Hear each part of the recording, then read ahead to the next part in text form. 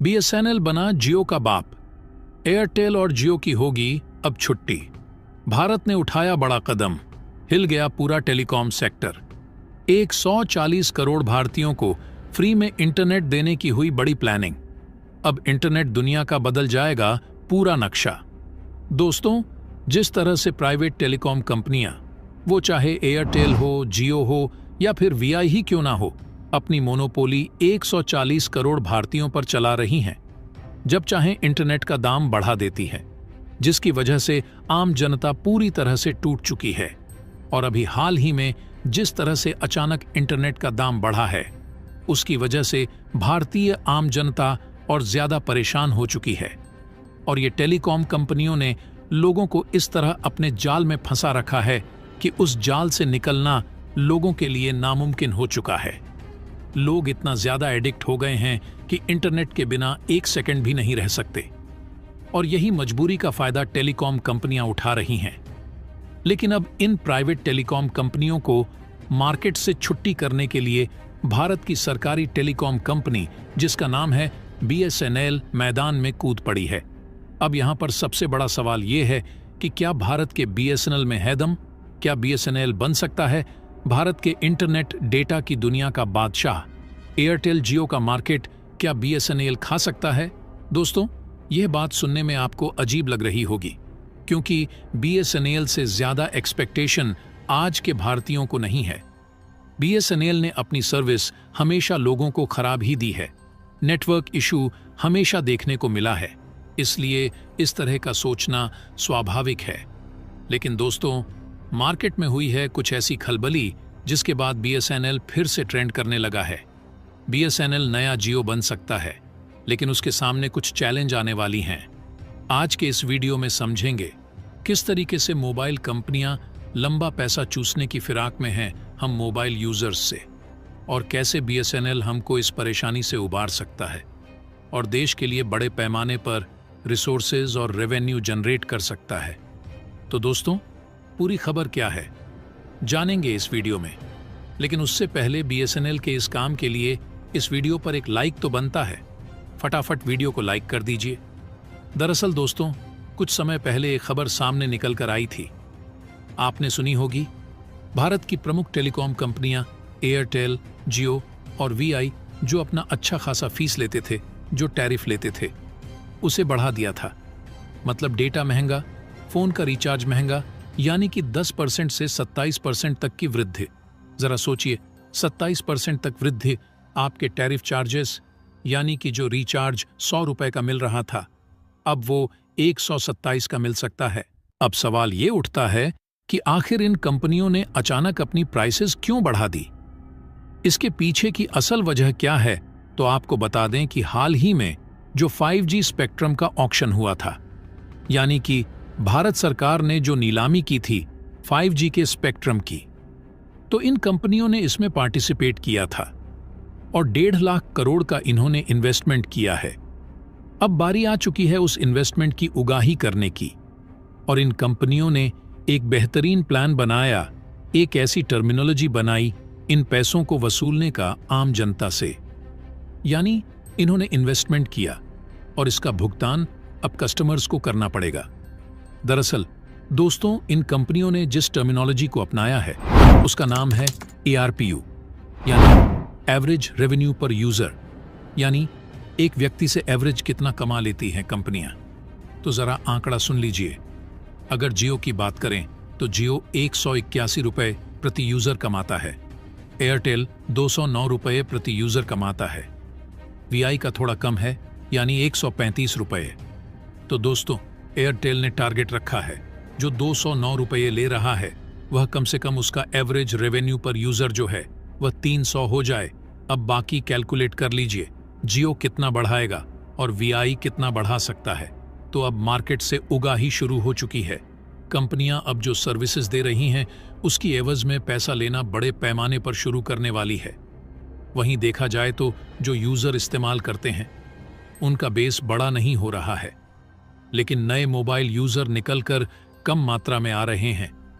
जैसे आज से 10 साल पहले होता था, उससे स्पीड अब कम हो गई है। ऑलमोस्ट सभी के पास मोबाइल पहुंच चुका है। तो यूजर बेस नया नहीं बन रहा है। और इन कंपनियों को ऐसा करने की जरूरत इसलिए पड़ी क्योंकि अगर वह पैसा नहीं लेंगे तो वह अपनी सर्विस अच्छे तरीके से यूजर तक नहीं पहुंचा पाएंगे। दरअसल इसके लिए नए इंफ्रास्ट्रक्चर को डालना पड़ेगा। 5G इंफ्रास्ट्रक्चर डालने के लिए 5G हर जगह पहुंचाना होगा। इसमें पैसा लगेगा, अच्छी खासी लागत लगेगी, तो इसीलिए पैसा निकालने के लिए यूजर से पैसा लिया जा रहा है। लेकिन ये जो हाइक हुई है, प्राइसेस बढ़ी हैं, इसने मोबाइल यूज को काफी महंगा बना दिया आम आदमी के लिए। और इसीलिए BSNL फिर से चर्चा में आ गया है क्योंकि सभी कंपनियों ने अपने टैरिफ हाई करने की बात कह दी। लेकिन BSNL जहां का तहां ही नजर आ रहा है। अगर वह वृद्धि करेगा भी तो उतना नहीं करेगा। लेकिन देखा जाए तो BSNL इस वक्त सबसे सस्ता डेटा प्लान, सबसे सस्ता टेलीफोन प्लान दे रहा है। दिक्कत यह है कि BSNL का 4G अच्छी तरीके से रोल आउट नहीं कर पाया है। यानी कि भारत के कई ऐसे शहर हैं, कस्बे हैं, गांव हैं जहां तक 4G नहीं पहुंचता। लेकिन एक एडवांटेज BSNL के पास में है, वो ये है कि इसका रूरल बैकग्राउंड बहुत स्ट्रांग है। जो हमारे देहाती इलाके हैं, ग्रामीण इलाके हैं, वहां पर BSNL ही चलता है। वहां पर एयरटेल जियो नहीं पहुंच पाया अभी तक। ऐसी स्थिति में अगर BSNL सिंसियर चाहे, सीरियसली चाहे, तो BSNL इस वक्त सबसे बड़ी टेलीकॉम कंपनी बन सकती है। अगर भारत सरकार चाहे तो, अगर भारत सरकार सही तरीके से इसमें रिफॉर्म लाए, अगर क्रांतिकारी बदलाव लाया जाए BSNL के अंदर, तो BSNL तुरंत अंबानी को, भारतीय एयरटेल वालों को, सबको हरा सकता है। दिक्कत यह है कि क्या BSNL को रिवाइव करने की कोशिश की भी जाएगी? और डूबा भी तो क्यों डूबा BSNL, आइए समझते हैं। दोस्तों, BSNL सबसे पहले शुरू होने वाले टेलीकम्युनिकेशन एजेंसीज में से एक है। यह 1 अक्टूबर 2000 में लॉन्च हुआ था। 2000 से लेकर 2009 तक BSNL का बूम था। सन 2009 में नई नई कंपनी आनी शुरू हुई। उन्होंने बेहतर कस्टमर सर्विस देने शुरू किए। कस्टमर्स के फ़ोन को अगर कुछ प्रॉब्लम आ जाए तो जल्द उठाया करती थी। प्राइवेट कंपनियां जल्दी इंस्टॉलेशन करवाती थीं। रिपेयर का काम आता तो भी ठीक करती थी और सारा कुछ एकदम जल्दी करके देती थी, तो इसीलिए पॉपुलर होने लगी। सारी प्राइवेट कंपनी, इनकी स्पीड अच्छी थी, कॉल ड्रॉप कम होते थे। और जब 2009 के बाद इंटरनेट बूम आने लगा भारत के अंदर, उसके बाद में ये सारी कंपनियों ने अपनी स्पीड बढ़ा दी, जबकि BSNL अपनी स्पीड नहीं बढ़ा पाया था। वीडियो उसमें बफर होते ही रहते थे, गोल गोल चक्कर घूमते रहता था, वीडियो आगे नहीं बढ़ता था। अभी भी कई जगह ऐसा सिचुएशन है जहां BSNL की स्पीड बेहद स्लो है, जबकि इंडिया में 5G तक रोल आउट हो चुका है। टेक्नोलॉजी का यह लैग, यानी पुअर कस्टमर सर्विसेज, उसमें खराबी और 4G को पूरी जगह अप्लाई न कर पाना, ये सारी चीजें बताता है कि क्यों BSNL से लोग जो हैं छोड़कर जा रहे हैं। हर साल मिलियंस जो मोबाइल यूजर हैं वो BSNL से शिफ्ट होकर के एयरटेल जियो या VI में जा रहे हैं। और खासकर जो गांव से शहरों की तरफ आते हैं वो अपना नंबर पोर्ट कराना ज्यादा बेहतर समझते हैं। गांव में देखा जाए तो BSNL की बहुत ज्यादा अच्छी अप्रोच है, रीच है, स्पीड उतनी नहीं आती, लेकिन वहां BSNL ही काम करता है। ऐसे कई इलाके अब BSNL ने प्लान किया है कि सन 2024 तक सभी तक वह 4G स्पीड पहुंचा देगा और 2025 तक वह फायद पहुंचाने की कोशिश करेगा। अगर ऐसा होता है और इसमें खरा उतरता BSNL, तो डेफिनेटली लोग BSNL की तरफ शिफ्ट हो सकते हैं। लेकिन फिर वही बात आ जाती है, प्रॉपर स्पीड अगर नहीं दे पाया, 4G बोलने के बाद भी नहीं दे पाया, 5G बोलने के बाद भी नहीं दे पाया, कंज्यूमर्स की प्रॉब्लम को कॉल सेंटर वाले जल्दी फिक्स नहीं कर पाए, तो ऐसी स्थिति में BSNL आगे नहीं बढ़ पाएगा। लेकिन इस समय BSNL के पास गोल्डन अपॉर्चुनिटी है, जहां सारी प्राइवेट कंपनी ने अपनी प्राइस को बहुत ज्यादा बढ़ा दिया। लोगों को ज्यादा डेटा इस्तेमाल करने की आदत पड़ चुकी है, तो उन्हें ज्यादा पैसा खर्च करना पड़ेगा, यानी लोग काफी दिक्कत में हैं। तो ये लोग रोल बैक कर सकते हैं BSNL की तरफ। और अब BSNL ये अच्छी तरह से जान चुका है कि इंटरनेट की दुनिया में कैसे भूचाल लाना है, इसलिए BSNL अब बड़े लेवल पर 4G टावर लगाना शुरू कर चुका है। ऑलमोस्ट ये काम अब कंप्लीट ही होने वाला है। इससे देश के बड़े एरिया तक BSNL का 4G नेटवर्क पहुंचने की राह आसान हो जाएगी।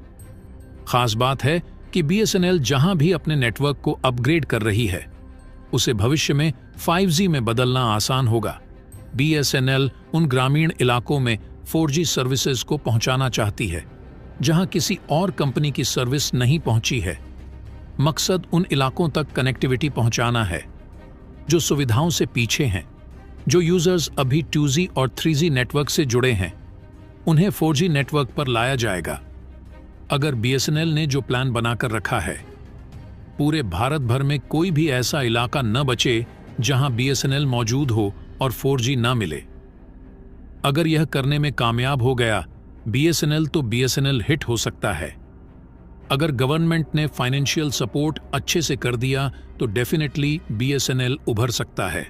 तो दोस्तों, इसके बारे में आपका क्या कहना है? कमेंट बॉक्स में जरूर बताइएगा। तो दोस्तों, जय हिंद, जय भारत।